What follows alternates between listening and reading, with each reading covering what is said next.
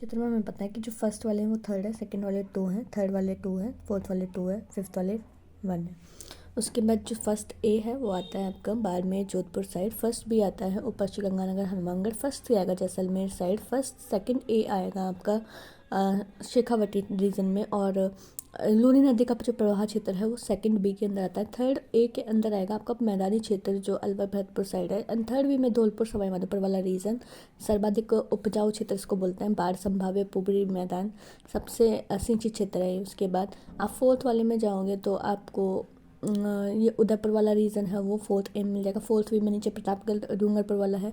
ये सबसे minimum area occupy करता है, यानी कि आर्द्र दक्षिणी मैदान इसको बोलते हैं। सबसे ज़्यादा जो होता है वो कौन सा, अतिशुष्क, यानी third first C is the largest, fourth B is a lowest category, ठीक है। और उसके बाद थर्ड बी इज़ सर्वाधिक सिंचित क्षेत्र, ठीक है।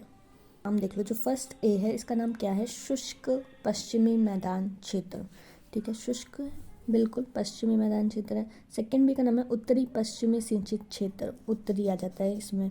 और फर्स्ट सी में आता है अति शुष्क। फर्स्ट ए शुष्क था जबकि फर्स्ट सी क्या है, अति शुष्क है।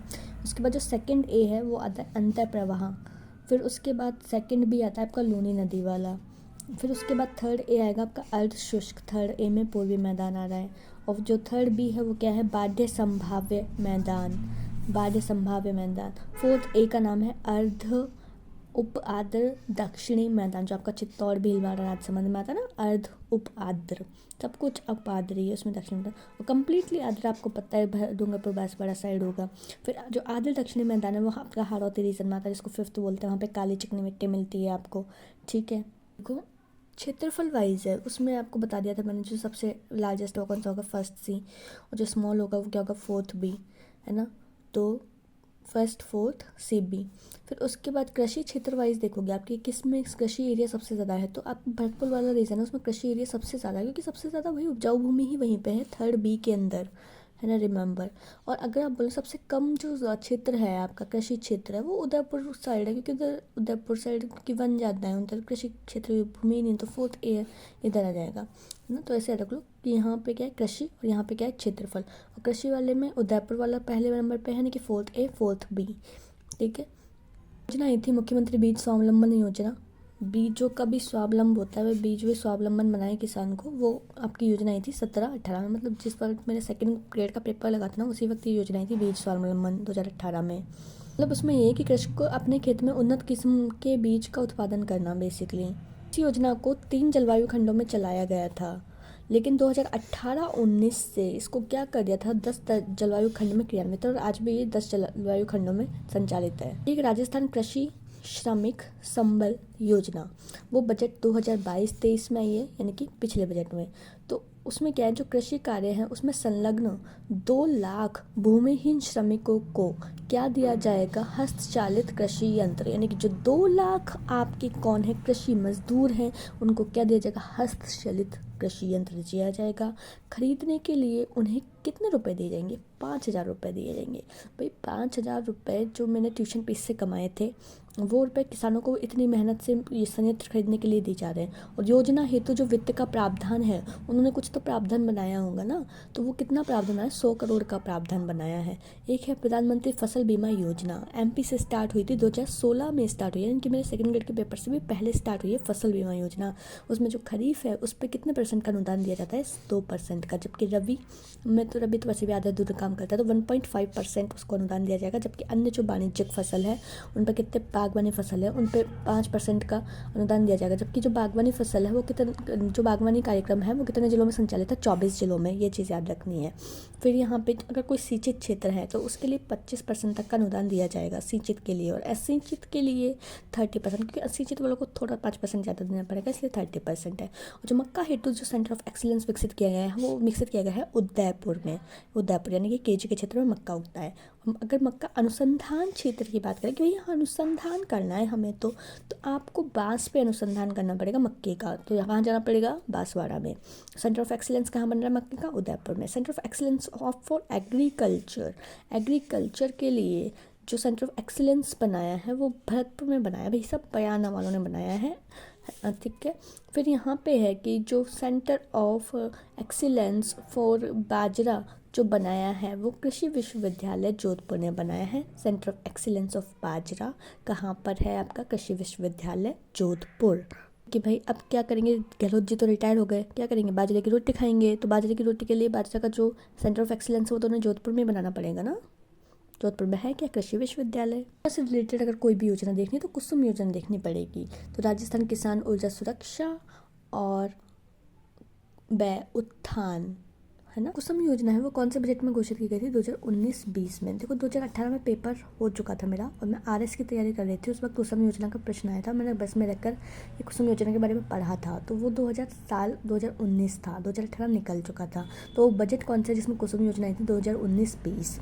और उसमें क्या गया था? जो 30,800 मेगावाट की सौर क्षमता को जोड़ा जाए, है ना, 30,800 मेगावाट की। अगर घटक ए के तहत देखोगे तो 10,000 मेगावाट जोड़ने का लक्ष्य था। और जो बी और सी है उसके अकॉर्डिंग 35 लाख पंपों की स्थापना के लिए ये लक्ष्य था। सौर पंपों के लिए तो है कुसुम योजना बेसिकली। तो ए के लिए 10,000 था, बी एंड सी के लिए कितने थे? 35 लाख। ठीक है।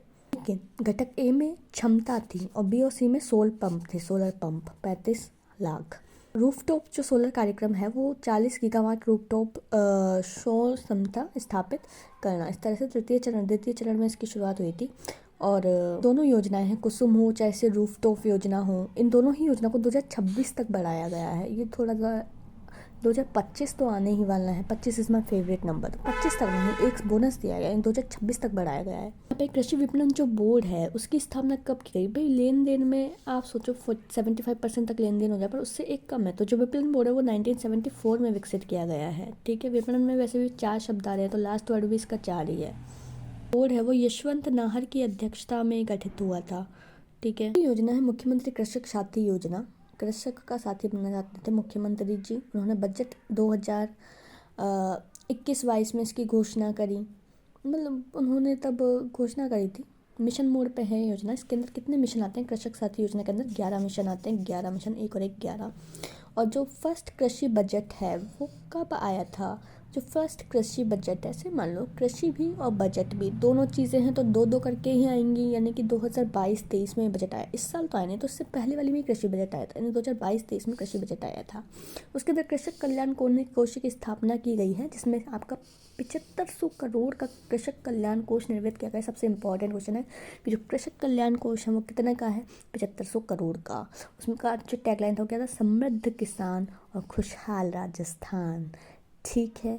और जो ये राशि है वो 2023-24 में बढ़ाई गई थी, ये चीज़ याद रखनी है तुम्हें। ठीक है। बेसिकली जो कृषक कल्याण कोष है वो किसको वित्तीय सहायता प्रदान करेगा? उन लाभार्थियों को जो मुख्यमंत्री कृषक साथी योजना के अंतर्गत आते हैं। 11 मिशन। देखो जो बजट 23-24 था उसमें आपके 12 मिशन की घोषणा की गई है। इससे पहले कितने मिशन थे टोटल? 11 कृषक साथी योजना में। अब 12वां मिशन जोड़ा गया न्यू बजट में। उसका नाम क्या है? राजस्थान युवा कृषक कौशल एंड क्षमता संवर्धन। मतलब जो कृषक युवा हैं उनकी स्किल्स को बढ़ाना, उनकी क्षमता को किस तरह से संवर्धित किया जाए। तो उन्होंने शिक्षा को बढ़ाने के लिए सहायता की। तो उसमें शिक्षा किस तरह से सहायता की उन्होंने कि जो 11वीं कक्षा है, ठीक है, उसमें क्या किया जाएगा? 11वीं 12वीं में आपको 15,000 तक की सहायता दी जाएगी। और जो यूजी पीजी है उसमें आपको 25,000 तक की सहायता दी जाएगी। और अगर कोई पीएचडी कर रहा है तो 40,000 तक की सहायता। समझ में आ गया? 11th में 15,000 11-12, उसके बाद 25,000 यूजी पीजी में और 40,000 पीएचडी में। ठीक है। तो इस तरह से ये योजना है युवा कृषक कौशल एंड द क्षमता संवर्धन। एग्रीकल्चर बजट है, आपको पता है कि 2022-23 में आया है वो एग्रीकल्चर बजट। और उस बजट में कितनी राशि इस कृषि के लिए स्वीकृत की गई थी?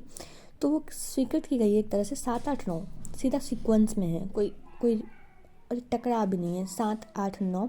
फिर उसके बाद 3, 8 कर दिया। 3, 8 से काम नहीं बना तो भाई 3 को डबल करना पड़ेगा, नहीं 6, 8 कर दिया।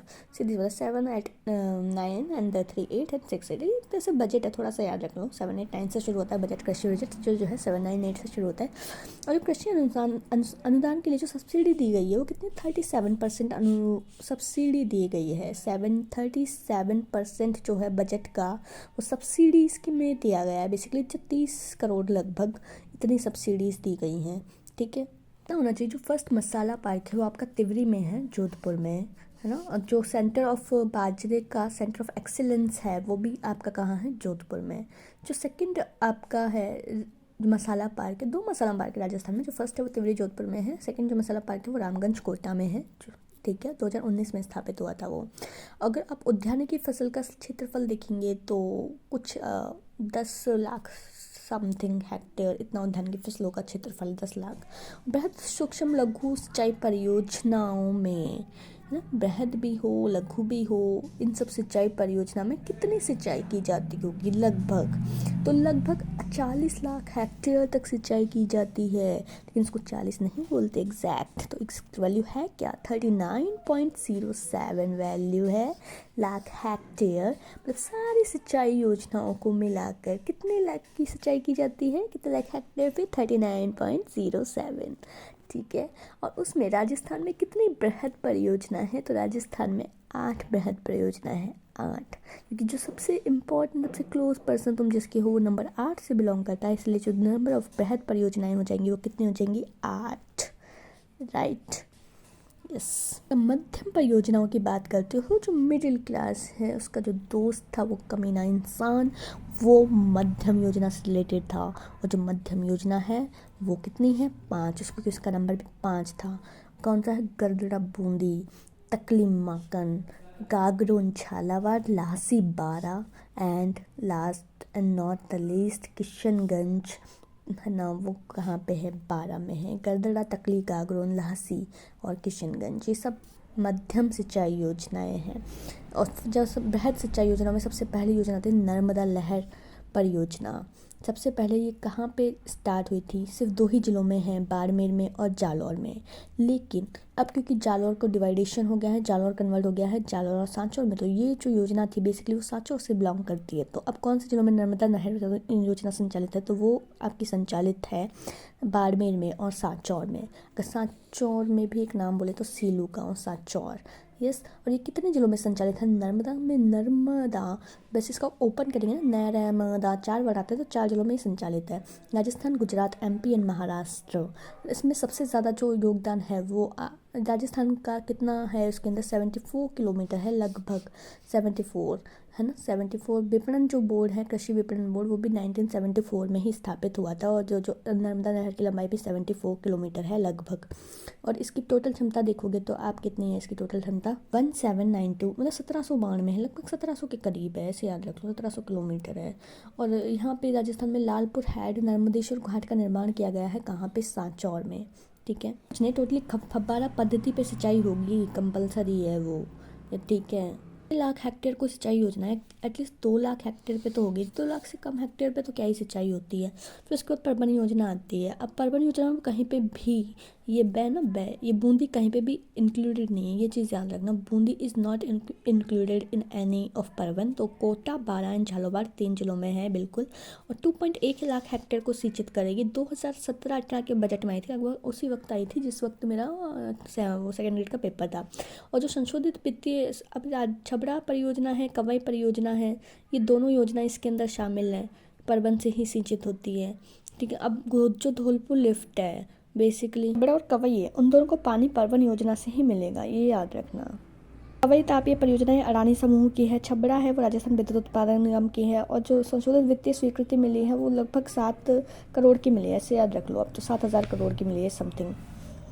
धौलपुर लिफ्ट है, बेसिकली वो चंबल के एकदम लेफ्ट में है, धौलपुर में है। बेसिकली स्काडा पद्धति पे आधारित, आप बोलोगे नहर प्रणाली कौन सी है ना, परियोजना कौन सी, तो वो धौलपुर है जो आपका स्काडा पद्धति पे है। Supervisory control and the data exhibition, तो यहाँ पे कितने हेक्टेयर है, लगभग 40,000 हेक्टेयर की सिंचाई सुविधा उपलब्ध है। सूक्ष्म सिंचाई परियोजना है, बहुत छोटी है, साथ में पीने की व्यवस्था भी है। और इसमें जो प्रावधान किया गया था 2022-23 में वित्त का प्रावधान किया था, उसमें 2050 करोड़ का वित्त है। 2022-23 की योजना भी इस साल नहीं है, इससे थोड़ा 1 साल पहले हुए, 2022-23 में बजट है। और 250 करोड़ की योजना है ये, ठीक है। तो बहुत इंपॉर्टेंट, राजस्थान मरु क्षेत्र में जो आपका जल का पुनर्गठन योजना, किस तरह से जल का पुनर्गठन किया जाए, इसको इंग्लिश में बोलते हैं RWSRPD, जो भी है, INGP से रिलेटेड है। जो INGP है उसकी स्थापना वैसे तो NDB ने की थी, नेशनल डेवलपमेंट बैंक ने, फर्स्ट चरण इसका एनडीबीसी है और उसमें 10 जिले लाभान्वित हैं, ये भी याद रखना। पेयजल भी और सिंचाई भी है, लेकिन अगर हम सिर्फ पेयजल की बात करें, सिर्फ पीने के योग्य, तो पीने के योग्य सिर्फ 4 जिलों में है, ठीक है। मतलब अगर कंबाइन पूछ रहा है पेयजल और सिंचाई तब तो 10 जिले आएंगे आईजीएनपी में, लेकिन अगर सिर्फ पीने के लिए बोल रहा है तो सिर्फ 4 जिले। कौन कौन से हैं? 2 जिले तो आपके शेखावाटी क्षेत्र के हैं, सीकर और झुंझुनू। कौन कौन से हैं? सिजू। और कौन से जिले आपके पश्चिमी क्षेत्र के हैं? नागौर एंड बाड़मेर। नागबाड़, बाड़, नाबाड़, ओके। तो सीजू, नाबाड़, तो ये 4 जिले जहाँ पे पेयजल उपलब्ध है। 10 जिले ऐसे हैं जिनमें सिर्फ पेयजल और सिंचाई उपलब्ध है। उसके बाद टोटल जो आप बोले लागत कितनी आएगी, 3000 करोड़ की लागत। अवधि कितने साल की है? अवधि is my favourite number 7। IGNP की जो अवधि है वो 7 साल की है। सेकंड चरण में जो हेल्प ली गई थी, सबसे इंपॉर्टेंट क्वेश्चन है, सेकंड चरण में आईएनजीपी में किससे द्वारा हेल्प ली गई है? नाबार्ड में, जबकि फर्स्ट में कौन है? एनडीपी। फिर यहाँ पे है कि आईएनजीपी की जो टोटल लंबाई वो कितनी होगी? 480 किलोमीटर लगभग, मान लो 480 किलोमीटर है, मतलब टोटल 500 नहीं है, 500 से थोड़ी कम है, 480 है। फिर लेकिन आप बोले कि मसीता बाली से जो मोहनगढ़ है वहाँ की जो टोटल लंबाई है वो कितनी आती है? 450 के समथिंग, 445 आ जाएगी ज़्यादा से ज़्यादा। कितनी जाएगी? 445। ये 2 चीज़ें रखते हैं, 445, 480। नाबार्ड 7 साल, 10 जिले और 4 पेयजल वाले ओनली, ठीक है। शराबी जल का अतिरिक्त पानी है, कितना पानी है? 8.6 MF है लगभग, है ना, 8 पानी है जैसे मान लो। तो वो पानी, अतिरिक्त पानी किसको दिया जाएगा? एक तो आईजीएनपी को दिया जाएगा, आईजीएनपी को 7.5 पानी दिया जाएगा लगभग, और जो सिद्धमुख नौहर परियोजना है उसे पानी दिया जाएगा, जिसमें 0.487 लगभग पानी दिया जाएगा। तो ये याद रखना कि शराबी जल का जो अतिरिक्त पानी है वो आईजीएनपी एंड सिद्धमुख नौहर को दिया जाएगा। अब चंबल नहर के पुनर्वास के लिए भी नाबार्ड ने ही सहायता करी थी। देखो, आईएनजीपी के लिए नाबार्ड सहायता कर रहा है, चंबल के लिए नाबार्ड सहायता कर रहा है। अब ईआरसीपी क्या है? सबसे इंपॉर्टेंट तो यही है, पूर्वी राजस्थान नहर परियोजना। ये 13 जिलों में चलाई गई थी, राजस्थान के 13 डिस्ट्रिक्ट में। कौन से बजट में थी? उसी बजट में थी जिस बजट में मैंने 2 पेपर दिया था सेकेंड ग्रेड का, वो 2017-18 वाला बजट ही है, ठीक है। उसमें 47,000 एक तरह से इन्वेस्टमेंट था, 37,000 करोड़ का समथिंग। फिर यहाँ पे 5 नदियाँ हैं, देखो, कुल्लू है, कुन है, कुल्लू, कुन, कू है ना, पाका, कू पापा, पाका ने पार्वती नदी, और काली सिंध है, काली सील नहीं है, काली सिंध है। उसके बाद है यहाँ पे मेज एंड चाकन, मेज और चाकन, ठीक है।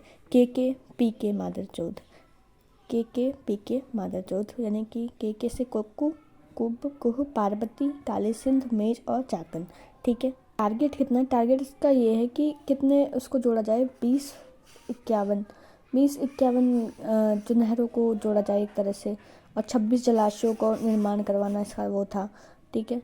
अब यहाँ पे डिस्ट्रिक्ट कौन कौन से हो गए? 3 तो ये हो गए आपके, कोटा, बूंदी, बारा, झालावाड़, पूरा हाड़ौती क्षेत्र आ गया।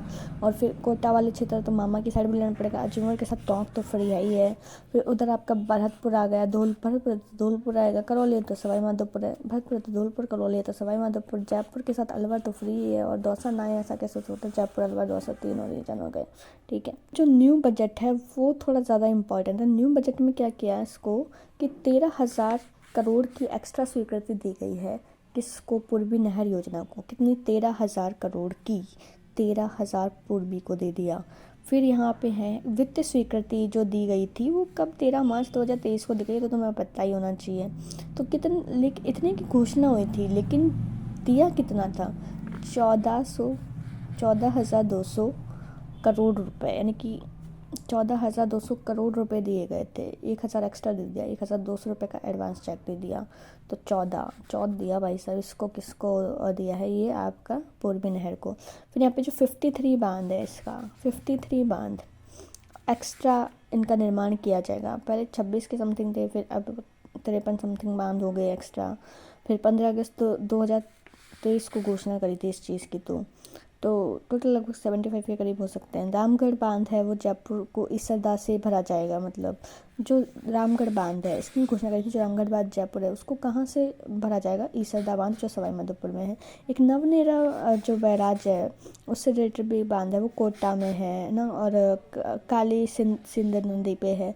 उसमें 13 डिस्ट्रिक्ट लाभान्वित होंगे, लगभग 1316 करोड़ का बजट आएगा, तो ये बजट याद रख लो। फर्स्ट फेज में इसी का निर्माण किया जा रहा है बेसिकली, नेरा का। ठीक है, ऊपरी उच्च ऊपर भी है, उच्च भी है, स्तर है उसका, नहर परियोजना का है, इसको बोल सकते हैं upper high level canal project. जो upper high level canal project है वो बेसिकली कहाँ का है, बांसवाड़ा। बांसवाड़ा पे हमने एक चीज़ देखी थी कि जो मक्का अनुसंधान केंद्र है वो कहाँ पे है, बांसवाड़ा में, क्योंकि मक्के का अनुसंधान वो बांसवाड़ा में किया जा सकता है। ठीक है, अब यहाँ पे है लंक में एक योजना है मगरदा योजना। मगरदा योजना बांसवाड़ा से रिलेटेड है। उसमें एक बांध है जिसका नाम है लंकाई बांध। और लंकाई बांध कहाँ, कौन सी नदियों पे है, अनास नदी। और अनास की सहायक नदियाँ हैं मेज और चाकन। मेज और चाणक दोनों पूर्वी लहर परियोजना के अंतर्गत आती है।